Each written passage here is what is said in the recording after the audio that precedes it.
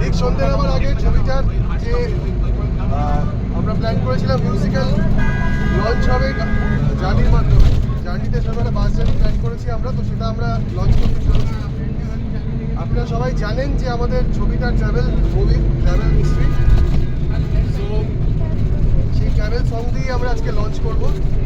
আমাদের মধ্যে উপস্থিত আছে দুজন সিঙ্গার, প্রিয়াশা এবং শ্রুতি, যারা এই গানটা গেয়েছে। আমি ওদেরকে বলবো দু লাইন যদি করা সম্ভব হয়। প্রিয়াশা, শ্রুতি ওরা আছে এখানে।